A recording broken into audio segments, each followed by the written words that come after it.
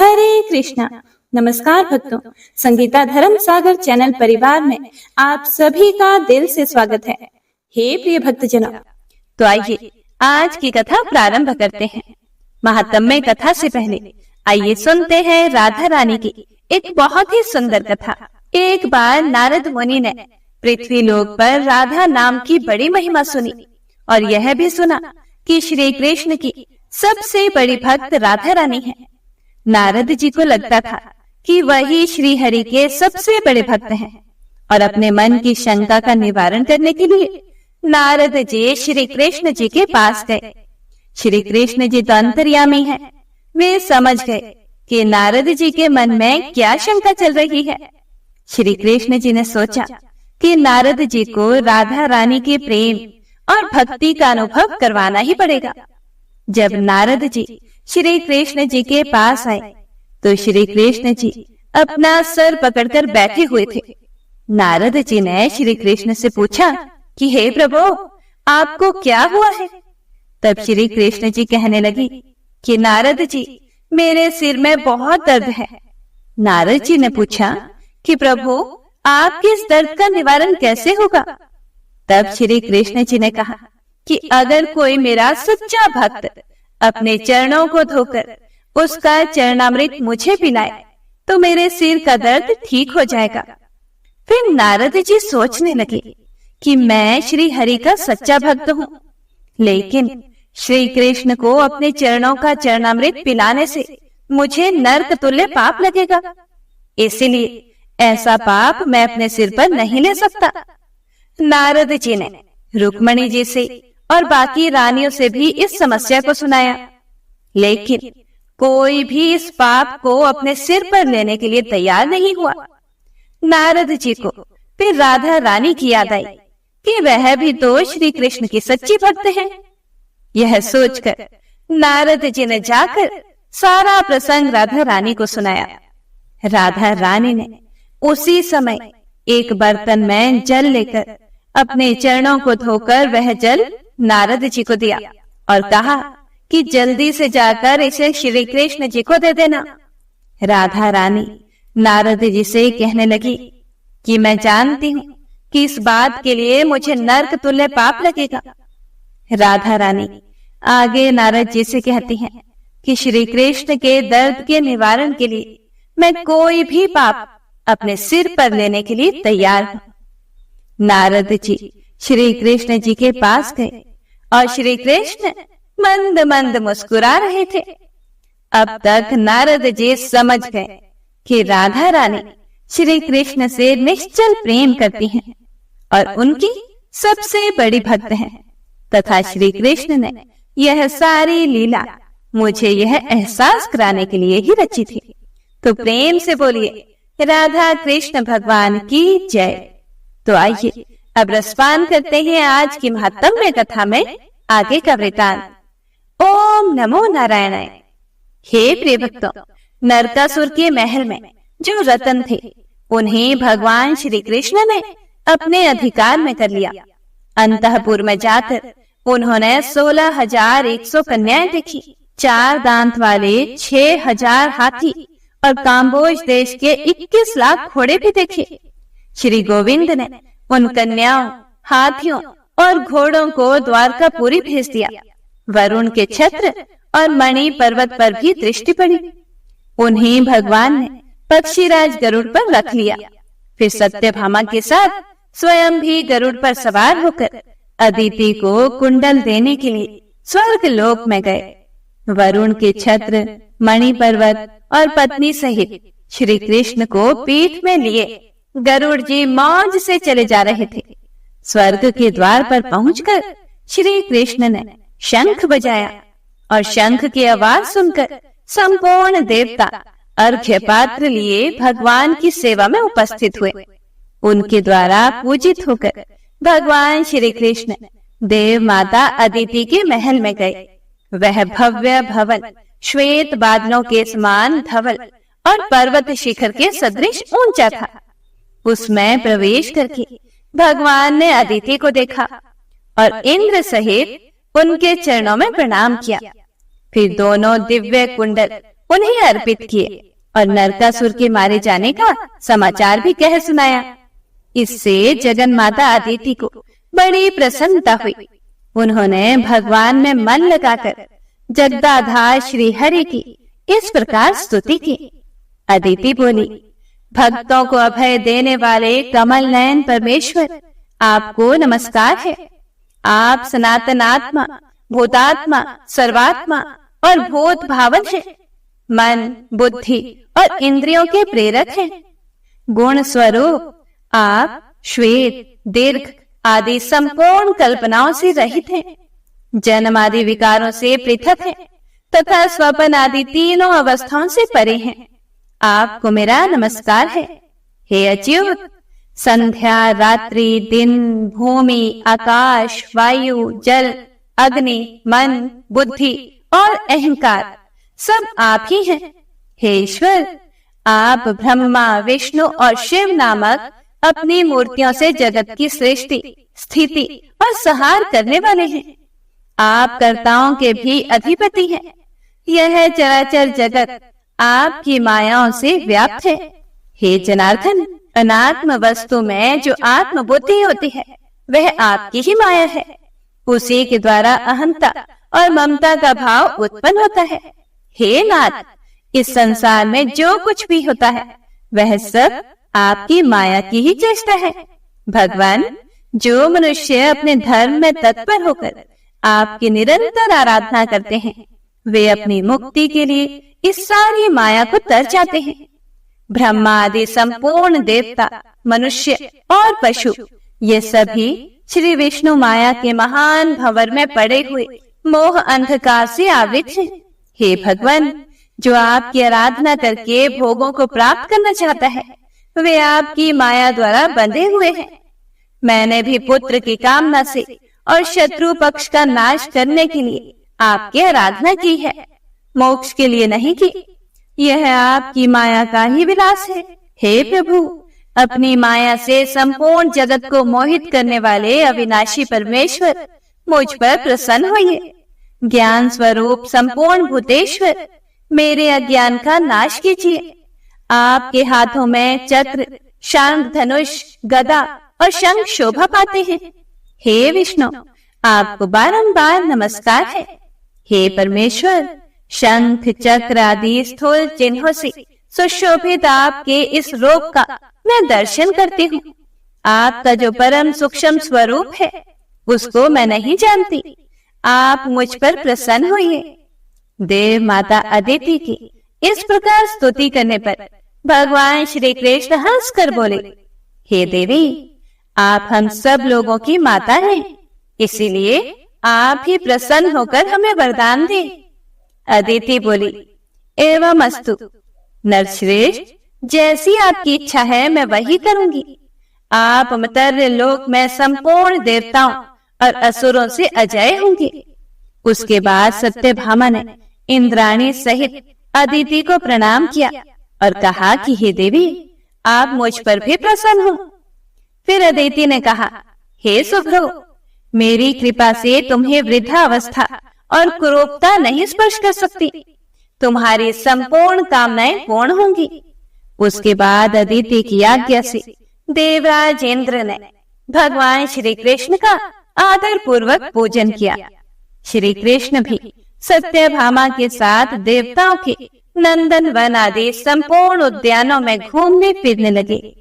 एक स्थान पर भगवान श्री कृष्ण ने पारिजात का एक वृक्ष देखा जो परम सुगंधित, मंजरियों से सुशोभित, शीतलता और प्रसन्नता प्रदान करने वाला, ताम्र वर्ण के पल्लवों से अलंकृत और स्वर्ण के समान कांतिमान था। अमृत के लिए समुद्र का मंथन होते समय वह प्रकट हुआ था। उसे देखकर सत्यभामा ने श्री गोविंद से कहा, हे नाथ, इस वृक्ष को आप द्वारका क्यों नहीं ले चलते? आप कहते हैं सत्यभामा मुझे बड़ी प्रिय है। यदि आपकी यह बात सत्य हो तो मेरे घर के आंगन की शोभा बढ़ाने के लिए इस वृक्ष को ले चलिए। सत्यभामा के ऐसा कहने पर भगवान श्री कृष्ण ने पारिजात को गरुड़ पर रख लिया। यह देखकर उस वन के रक्षकों ने कहा, हे गोविंद, देवराज की महारानी जो शची हैं, उनका इस पारिजात पर अधिकार है। आप उनके इस प्रिय वृक्ष को ना ले जाइए। देवताओं ने अमृत मंथन के समय महारानी शची को विभूषित करने के लिए ही इस वृक्ष को प्रकट किया था। आप इसे लेकर कुशल पूर्वक नहीं जा सकते। आप अज्ञानवश ही इसे ले जाने की अभिलाषा करते हैं। भला इस पारिजात को लेकर कौन कुशल से जा सकता है? देवराज इंद्र इसका बदला लेने के लिए अवश्य आएंगे। जब वे हाथ में वज्र लेकर आगे बढ़ेंगे, तब संपूर्ण देवता भी उनका साथ देंगे। इसीलिए संपूर्ण देवताओं के साथ आपको विवाद करने से क्या लाभ? हे अच्युत, जिस कार्य का परिणाम कटु हो, उसकी विद्वान पुरुष प्रशंसा नहीं करते। वन रक्षकों के ऐसा कहने पर सत्यभामा देवी अत्यंत कुपित होकर बोले, शची अथवा देवराज इंद्र, इस पारिजात को लेने वाले कौन होते हैं? यदि यह अमृत मंथन के समय समुद्र से निकला है, तब तो इस पर संपूर्ण लोगों का समान अधिकार है। इसे इंद्र अकेले कैसे ले सकते हैं? यदि अपने पति की भुजाओं के बल का अधिक घमंड होने के कारण शची इस वृक्ष को रोकती है, तो तुम लोग शीघ्र शची के पास जाकर मेरी यह बात कहो। हे प्रिय भक्तों, सत्यभामा अपने पति पर गर्व करके धृष्टता पूर्वक कहती हैं कि यदि तुम अपने पति को अत्यंत प्रिय हो, तो पारिजात वृक्ष को लेकर जाते हुए मेरे पति को उनके द्वारा रोको। यह सुनकर रक्षकों ने शची के पास जाकर सत्यभामा की कही हुई सारी बातें जैसी की तैसी सुना दी। शची ने भी अपने स्वामी देवराज इंद्र को युद्ध के लिए उत्साहित किया। तब इंद्र पारिजात के लिए संपूर्ण देव सेना को साथ लेकर श्री हरि से युद्ध करने को तत्पर हुए। हे प्रिय भक्तों, जब इंद्र हाथ में वज्र लेकर युद्ध करने के लिए खड़े हुए, तब समस्त देवता भी परिघ, खड़ग, गदा और शूल आदि आयुधों के साथ तैयार हो गए। भगवान श्री कृष्ण ने देखा कि इंद्र ऐरावत पर सवार होकर देव परिवार को साथ लेकर युद्ध के लिए उपस्थित है। तब उन्होंने पंचजन्य शंख बजाया। उसकी ध्वनि से संपूर्ण दिशाएं गूंज उठी और साथ ही उन्होंने सहस्त्रों और लाखों बाणों की वर्षा आरंभ कर दी। उन बाणों से संपूर्ण दिशाएं और आकाश आच्छादित हो गए। यह देखकर संपूर्ण देवता भी अनेक प्रकार के अस्त्र शस्त्रों की वर्षा करने लगे। संपूर्ण जगत के स्वामी भगवान मधुसूदन ने देवताओं के छोड़े हुए एक एक अस्त्र शस्त्र के खेल खेल में ही हजारों टुकड़े कर डाले। पक्षीराज गरुड़ ने वरुण के पाश को खींच लिया और छोटे छोटे सांपों के शरीर की भांति उसके टुकड़े टुकड़े कर डाले। भगवान देवकी नंदन ने यमराज के चलाए हुए दंड को गदा की मार से टुकड़े टुकड़े करके पृथ्वी पर गिरा दिया। कुबेर की शिबिका को चक्र से तिल तिल करके काट डाला। सूर्य और चंद्रमा उनकी दृष्टि पड़ते ही अपना तेज और प्रभाव खो बैठे। अग्निदेव के सैकड़ों टुकड़े हो गए। आठों वसुओं ने भगवान के बाणों की चोट खाकर आठों दिशाओं की शरण ली। 11 रुद्र भी धराशाही हो गए। उनके त्रिशूलों के अग्रभाग चक्र की धार से छिन्न भिन्न हो गए। साध्य, विश्वदेव, मरुदगण और गंधर्व शंख धनुषधारी भगवान श्री कृष्ण के बाणों से आहत होकर सेमर की रुई के समान आकाश में उड़ने लगे। गरुड़ तो सदा आकाश में ही चलने वाले ठहरे। उन्होंने चोंच से, पंखों से और पंजों से भी देवताओं और दानवों को घायल कर डाला। उसके बाद देवराज इंद्र और भगवान मधुसूदन एक दूसरे पर हजार हजार बाणों की वर्षा करने लगे। ऐसा लगता था कि मानो 2 मेघ परस्पर जल की धाराएं बरसाते हों। ऐरावत और गरुड़ में घमासान युद्ध होने लगा। जब सब प्रकार के अस्त्र शस्त्र कटकर गिर गए, तब इंद्र ने वज्र और श्री कृष्ण ने सुदर्शन चक्र हाथ में लिया। उन दोनों को वज्र और चक्र हाथ में लिए देखकर चराचर जीवों सहित संपूर्ण त्रिलोकी में हाहाकार मच गया। आखिरकार इंद्र ने वज्र को चला ही दिया, किंतु भगवान श्री कृष्ण ने उसे हाथ में पकड़ लिया। उन्होंने अपना चक्र नहीं छोड़ा, केवल इतना ही कहा कि खड़ा रहे, खड़ा रहे। देवराज का वज्र व्यर्थ हो गया और उनके वाहन को गरुड़ ने क्षत विक्षत कर डाला। इसीलिए वे रणभूमि से भागने लगी। उस समय सत्यभामा ने कहा, हे त्रिलोकीनाथ, आप तो महारानी शची के पति हैं। आपका युद्ध भूमि से भागना उचित नहीं। पारिजात पुष्पों के हार से सुशोभित एवं प्रेम पूर्वक आई हुई शची को यदि आप पहले की भांति विजयी होकर नहीं देखेंगे तो आपके लिए यह देवराज का पद कैसा प्रतीत होगा। हे इंद्र, अब अधिक प्रयास करने की आवश्यकता नहीं। आप लज्जा का अनुभव ना करें। आप यह पारिजात ले जाइए जिससे देवताओं की पीड़ा दूर हो। मैं आपके घर गई थी, किंतु शची ने पति के गर्भ से उन्मत्त होकर मुझे आदर के साथ नहीं देखा। आखिरकार मैं भी स्त्री ही ठहरी और मुझे भी अपने पति पर गर्व है तथा स्त्री होने के कारण मेरा मन भी अधिक गंभीर नहीं है। इसीलिए मैंने आपके साथ युद्ध ठान दिया। यह पारिजात दूसरे का धन है, इसका अपहरण करने से मुझे कोई लाभ नहीं। सत्यभामा के ऐसा कहने पर देवराज इंद्र लौट आए और बोले कि हे मानिनी, खेत को अधिक बढ़ाने से क्या लाभ, जो संपूर्ण जगत की सृष्टि, पालन और संहार करने वाले हैं, उन विश्व रूपधारी परमेश्वर से युद्ध में हार जाने पर भी मुझे लज्जा नहीं हो सकती। हे देवी, जिनका आदि अंत और मध्य नहीं है, जिनमें संपूर्ण जगत की स्थिति है, जिनसे इसकी उत्पत्ति हुई है और जिन सर्वभूतमय परमेश्वर से ही इसका संहार होगा, उन सृष्टि, पालन और संहार के कारणभूत परमात्मा से परास्त होने पर मुझे लज्जा क्यों होने लगी। जिनकी अत्यंत अल्प और सूक्ष्म मूर्ति को, जो संपूर्ण जगत की जननी है, सब वेदों के ज्ञाता होने पर भी दूसरे मनुष्य नहीं जान पाते, जो स्वेच्छा से ही सदा जगत का उपकार करते हैं, उन अजन्मा, अकर्ता तथा सबके आदिभूत इन सनातन परमेश्वर को जीतने में कौन समर्थ हो सकता है। व्यास जी कहते हैं कि देवराज इंद्र के इस प्रकार स्तुति करने पर भगवान श्री कृष्ण ने गंभीर भाव से हंसकर कहा, हे जगतपते, आप देवराज इंद्र हैं और हम मनुष्य हैं। आपको मेरे द्वारा किया हुआ यह अपराध क्षमा करना चाहिए। यह रहा आपका पारिजात वृक्ष, इसे इसके योग्य स्थान पर ले जाइए। हे इंद्र, मैंने तो केवल सत्यभामा की बात रखने के लिए ही इसको ले लिया था। आपने मेरे ऊपर जो वज्र चलाया था उसे भी लीजिए। यह शत्रु संहारक अस्त्र आपका ही है। फिर इंद्र बोले, हे प्रभु, मैं मनुष्य हूँ, यह कहकर आप मुझे क्यों मोह में डाल रहे हैं। हे भगवान, हम तो आपके इस सगुण स्वरूप को ही जानते हैं, आपके सूक्ष्म स्वरूप का ज्ञान हमें नहीं है। हे जगन्नाथ, आप जो कोई भी हो, इस समय जगत की रक्षा में तत्पर हैं।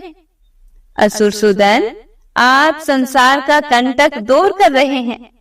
हे श्री कृष्ण, यह पारिजात आप द्वारकापुरी को ले जाएं। जब आप मतर्य लोक छोड़ देंगे तब यह पृथ्वी पर नहीं रहेगा। हे प्रिय भक्तों, बहुत अच्छा। ऐसा कहकर भगवान श्री हरि भूलोक में चले आए। उस समय सिद्ध, गंधर्व तथा ऋषि महर्षि उनकी स्तुति कर रहे थे। उत्तम पारिजात वृक्ष लेकर श्री कृष्ण अचानक द्वारकापुरी के ऊपर जा पहुंचे। उन्होंने शंख बजाकर द्वारका वासियों के हृदय में हर्ष भर दिया। फिर सत्यभामा के साथ गरुड़ से उतरकर पारिजात को उनके आंगन में लगाया। हे प्रिय भक्तों, उसके नीचे जाने पर सब लोगों को अपने पूर्व जन्म की बातें याद आ जाती थी। उसके फूलों की सुगंध से 12 कोस तक की पृथ्वी सुवासित रहती थी। संपूर्ण यादवों ने उस वृक्ष के पास जाकर जब अपना मुख देखा, तब उन्होंने अपने को अमानव देवता तुल्य पाया। ओम नमो नारायणाय। हे प्रिय भक्तों, तो आज की महात्म्य कथा में बस इतना ही। इससे आगे का वर्णन आप अगले अध्याय में सुनेंगे। तो मिलते हैं अगली कथाओं के साथ। तब तक के लिए हरे कृष्णा।